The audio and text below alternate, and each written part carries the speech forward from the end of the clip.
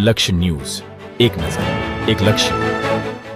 ડભોઈ વર્ષ 2020માં police station હદ વિસ્તારમાં સગીર વયની યુવતીને કૂવા પર લઈ જઈ દુષ્કર્મ આચરનાર આરોપી સામે કોર્ટ સમાજના દાખલો બેસે તે રીતે 20 વર્ષની સજા 25,000નો દંડનો હુકમ કરેલ છે.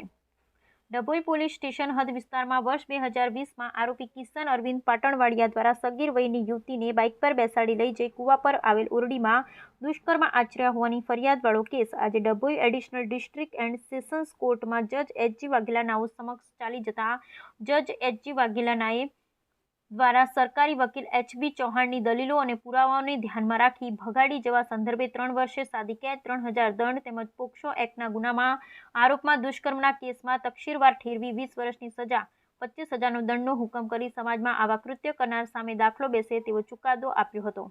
2022ના અરસામાં ડભોઈ પોલીસ સ્ટેશન વિસ્તારના ગામની અંદર ફરિયાદીની ભોગ બનનાર દીકરીને પલ્સર બાઇક ઉપર બેસાડી કૂવાની ઓરડીમાં લઈ જઈ તેની સાથે તેની મરજી વિરુદ્ધ સગીર વયની હોવાનું જાણતા હોવા છતાં શરીર સંબંધ બાંધી ગુનો કરવાવાળો કેસ મહેરબાન ડભોઈના એડિશનલ ડિસ્ટ્રિક્ટ એન્ડ સેશન જજ શ્રી એચ.જી. વાઘેલા સાહેબની કોર્ટમાં ચાલી જતા ગુનો કરનાર આરોપી કિશન અરવિંદ પાટણવાડિયા નાઓને તકસીરવાન ઠરાવી ભગાડી જવા સંબંધે 3 વર્ષની કેદ તેમજ 3,000 રૂપિયા દંડ તેમજ સગીર બાળા ઉપર